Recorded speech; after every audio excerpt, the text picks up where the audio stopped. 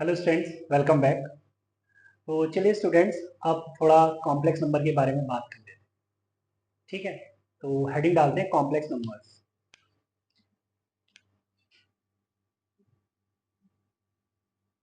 Complex numbers.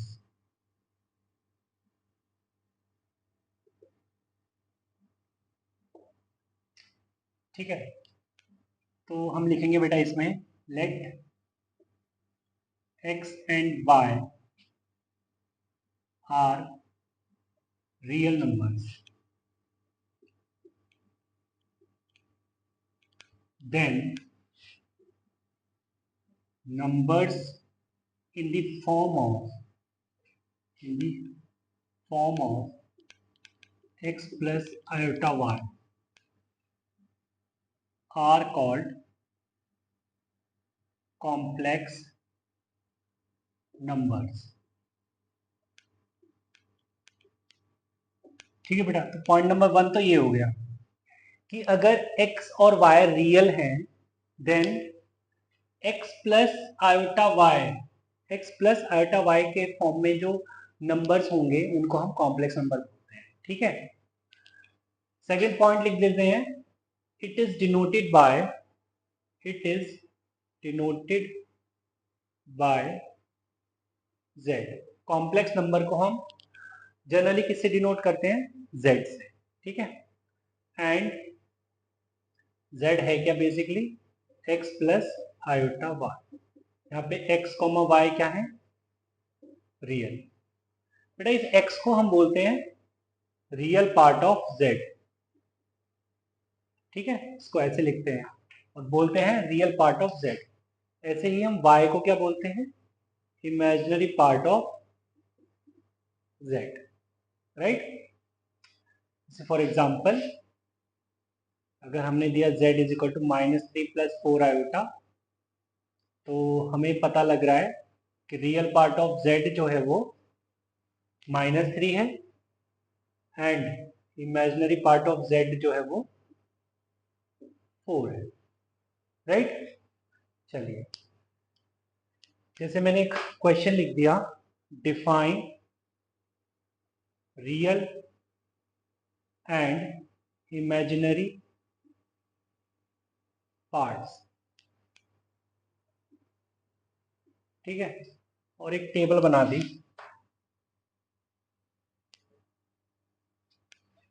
Table में एक column z के लिए लिख दिया, एक column real part of z के लिए और एक column imaginary part of z।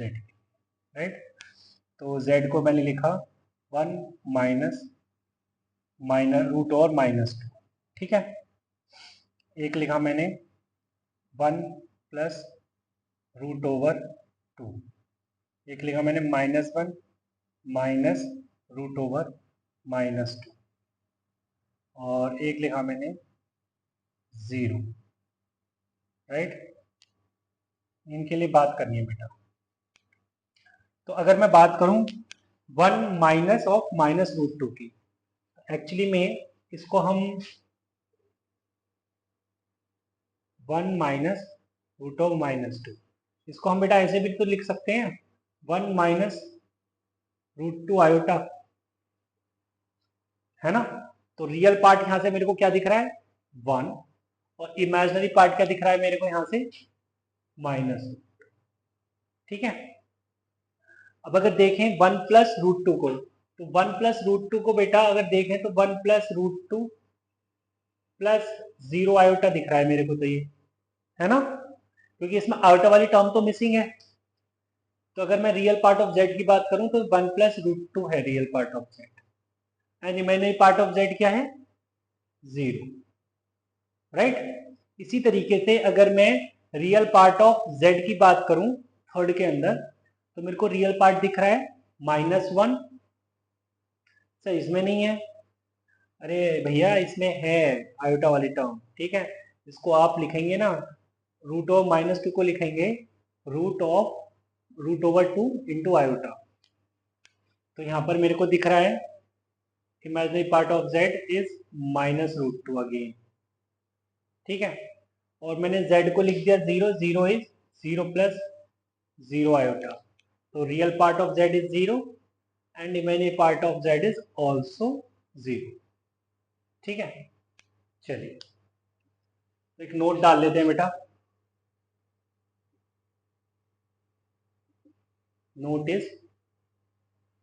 Note ये है कि if real part of z is 0 then z is purely imaginary. ठीक है, if imaginary part of z is 0 then z is purely real, और होना भी चाहिए, क्योंकि अगर रियल पार्ट ऑफ z 0 हो गया इसका मतलब वहां पे x नहीं दिखेगा, x नहीं दिखेगा तो सिर्फ क्या दिखेगा, आयोटा y। ठीक है, तो वो प्योरली इमेजिनरी तो हो गया, उसमें रियल पार्ट है ही नहीं। ऐसे ही इमेजिनरी पार्ट ऑफ z अगर 0 हो गया तो उसमें बेटा आयोटा वाला पार्ट नहीं दिखेगा, आयोटा वाला पार्ट मिसिंग दिखेगा। ठीक है, तो वहां पे रियल नंबर ही दिखेगा। ठीक है, मतलब एक्स एक्स दिखेगा, वाई वाली टर्म नहीं दिखेगी, तो मैं कह सकता हूँ वो जेड जो हो प्योरली रियल। ठीक है, अगर मैं कहूँ कि if real part of z is equal to 0 is equal to imaginary part of z, मतलब रियल और इमेजिनरी पार्ट 0 हो गए, मतलब जैसे कि आप देख रहे हैं केस नंबर 4 में दोनों ही पार्ट 0 हैं, उस केस में मैं बोलूंगा कि z is purely real and purely imagine. ठीक है बेटा, उस केस में मैं ऐसा बोलता हूँ। ठीक, चलिए चलिए बेटा, एक मैंने क्वेश्चन लिख दिया। क्वेश्चन इज कि if z is equal to cos theta plus iota 2 sine theta minus 1 is purely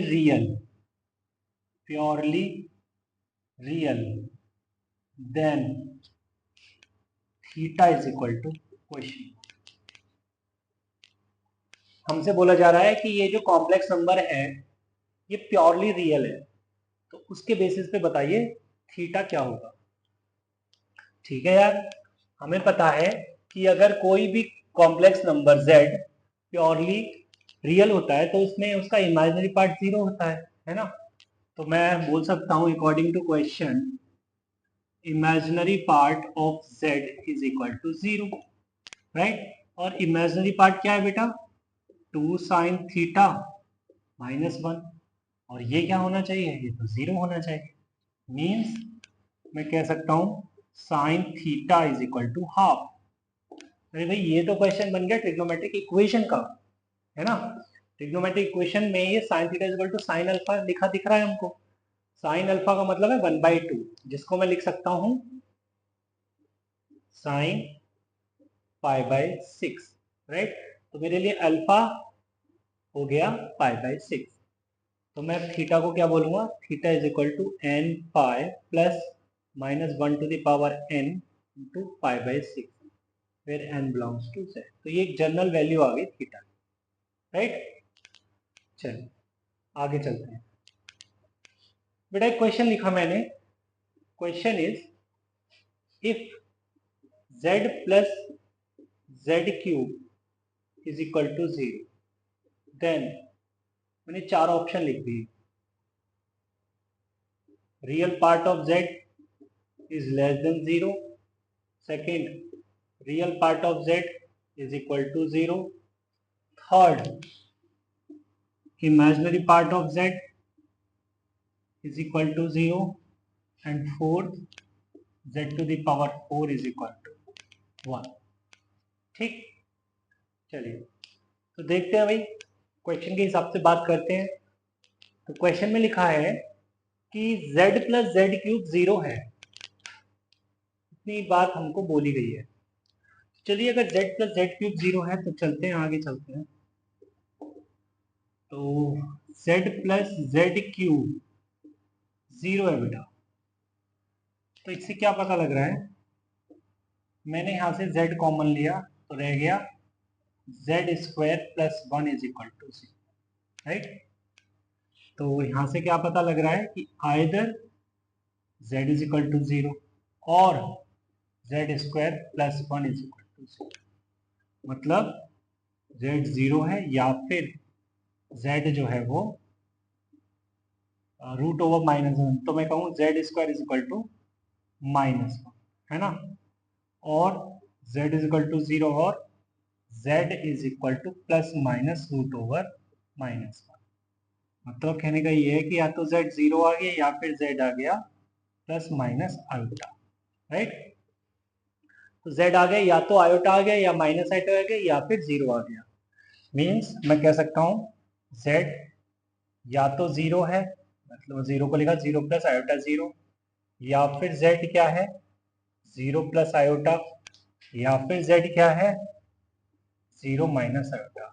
तीनों ही केसेस में देख लीजिए बेटा, रियल पार्ट ऑफ z जो है ना वो तो 0 है, तो option 2 is correct one. Okay, चलिए चलिए बेटा, तो मैंने क्वेश्चन लिखा है number of integral values of n for which n plus iota की whole power 4 is an integer. ठीक है, मतलब हमको n के लिए इंटीग्रल वैल्यूज बतानी है अगर ये एक इंटीजर है। क्या है ये इंटीजर। तो इससे एक चीज पता लगी है मुझे कि बेटा अगर इंटीजर है तो ये रियल भी तो है भाई। अगर इंटीजर है तो रियल भी तो है। इसका मतलब मैं यहां पर सेम कॉन्सेप्ट का यूज करूंगा जो लास्ट टू लास्ट क्वेश्चन में किया था। ठीक है, तो यहां पर अगर मैं पहले z को, मतलब z इसको मानकर इसको अगर मैं एक्सपैंड करूं, बाइनोमियली करो या फिर नॉर्मली करो तो कर सकते हैं, है ना। अगर a प्लस बी की होल पावर 4 बाइनोमियली एक्सपैंड नहीं करनी आती है तो फिलहाल a प्लस बी के होल स्क्वायर वाले कॉन्सेप्ट से भी कर सकते हैं। ठीक है, फिलहाल मैं इसको एक्सपैंड कर रहा हूँ n to the power 4 plus 4n cube iota plus 6n square iota square plus 4n iota cube plus iota iota to the power 4। Okay, means बेटा ये z हमको दिख रहा है n to the power 4 plus 4n cube iota minus 6n square minus 4n iota plus 1, right. तो अगर मैं यहाँ पर बेटा रियल पार्ट, मतलब इसको स्टैंडर्ड फॉर्म में लिखूं, मतलब a प्लस आइटा b के फॉर्म में लिखूं, तब x प्लस आइटा y के फॉर्म में लिखूं, तो यहाँ पर n to the power 4 minus 6n square plus 1 लिखूंगा plus iota times 4n cube minus 4, right. अब देखिए ये मैंने z लिख दिया स्टैंडर्ड फॉर्म में। क्या बोल रहे हैं कि ये इंटीजर है, इंटीजर मतलब रियल है, ये मैं मान के चल रहा हूँ। It means according to question बोलूं बेटा, अकॉर्डिंग टू क्वेश्चन इसका इमेजिनरी पार्ट क्या होगा 0 होगा, राइट। इसका इमेजिनरी पार्ट 0 होगा, मतलब 4n क्यूब माइनस 4n क्या होगा 0। ओके, मतलब यहाँ से अगर मैं 4n कॉमन लूँ तो n square minus 1 is equal to 0। यहाँ से बेटा n की वैल्यू 0 माइनस 1 और 1 देखते हैं। ठीक है, तो टोटल 3 इंटीग्रल वैल्यूज मेरे को मिल रही हैं। ठीक है, so 3 integral values of n are possible, right. चलिए क्वेश्चन सॉल्व हो गया, आगे चलते। चलिए बेटा, तो मैंने क्वेश्चन लिखा है find f of 3 plus 2 iota if fx is equal to x to the power 4 minus 4x cube plus 4x square plus 10x plus 40।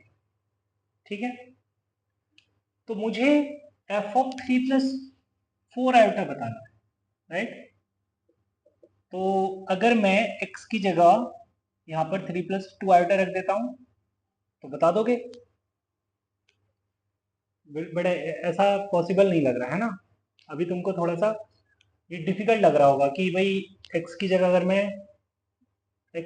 मैं 3+2 आयोटा रखता हूँ तो यहाँ पे x 3+2 आयोटा में ये बाइक्वाड्रेटिक बन जाएगी, इधर क्यूबिक बन जाएगी, थोड़ा डिफिकल्ट सिचुएशन बन जाएगी, ठीक है। तो इसको कैसे करते हैं इसको देखते हैं। यहाँ पे क्या है बेटा कि here x is equal to 3+2 iota, ठीक, x is equal to 3+2 iota. तो अगर मैं यहाँ पर इससे कुछ ऐसा लिखूं कोई दिक्कत नहीं है ना, मतलब अगर x स्क्वायरिंग कर दूं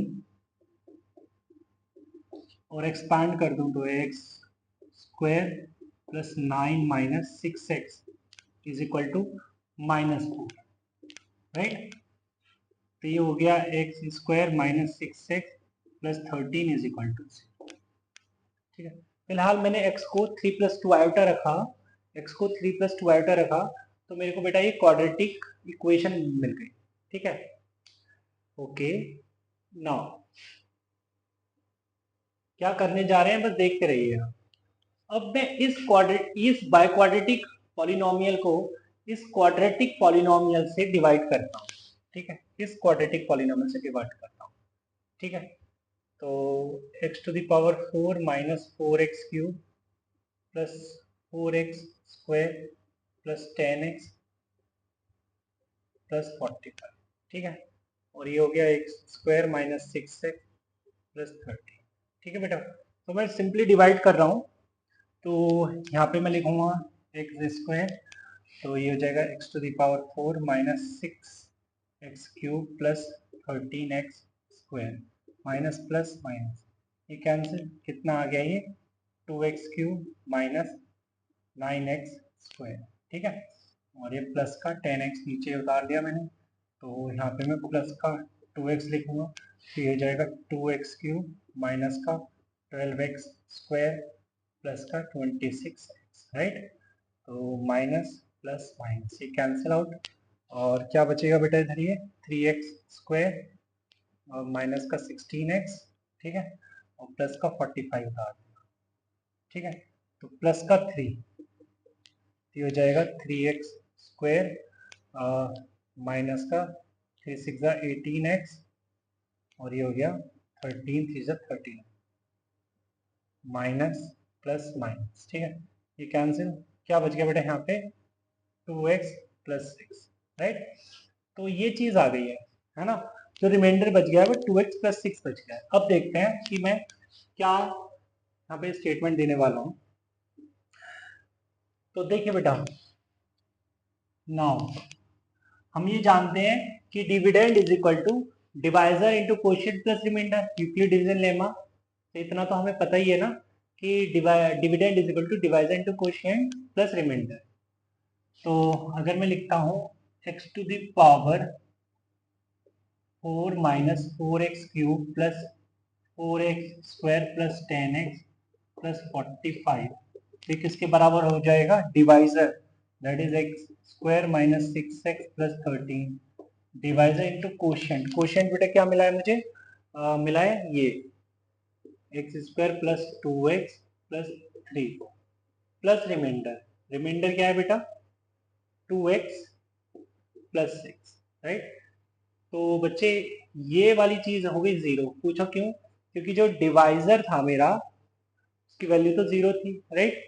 तो ये तो जीरो हो गया, मतलब ये जो डिविडेंड है लेफ्ट हैंड साइड में ये एक्चुअली में एफ ऑफ एक्स है, तो एफ ऑफ एक्स तो बेटा क्या मिला है मेरे को 2x प्लस 3 मिला है, 2x प्लस 6 मिला है, राइट। तो अगर मैं x को रिप्लेस करता हूँ 3 प्लस 2 आयोटा से, तो एफ ऑफ 3 प्लस 2 आयोटा है ना, ऐसा F of x 2x plus 6 कब आया, जब x को मैंने 3 प्लस 2 आयोटा रखा था तब आया ऐसा, ठीक है। देन क्या मिलेगा बेटा मेरे को, ये 2 into 3 plus 2 iota plus 6, right. तो ये हो गया बेटा क्या, कितना, 3 टू जा 6, 6 प्लस 4 आयोटा प्लस 6, मतलब ये हो गया 12 plus 4 iota, right. This is F of 3 plus 2 iota. Okay, चलिए, तो ये रिक्वायर्ड हमें एफ ऑफ 3 प्लस 2 आयोटा मिल गया। चलिए आगे चलते हैं। चलिए बेटा, तो अब बात करते हैं रिप्रेजेंटेशन ऑफ कॉम्प्लेक्स नंबर पे। तो हेडिंग डाल लेते हैं, representation of complex number. Representation of complex number. तो अगर मैं बोलूं कि कोई z है x plus iota y, then complex number z can be written as an ordered pair x, y। ठीक है बेटा, अगर कोई complex number z x plus iota y है तो उस कॉम्प्लेक्स नंबर को हम ऑर्डर्ड पेयर फॉर्म में भी लिख सकते हैं, x, y। ठीक है, पॉइंट नंबर 1 तो ये हो गया रिप्रेजेंटेशन में।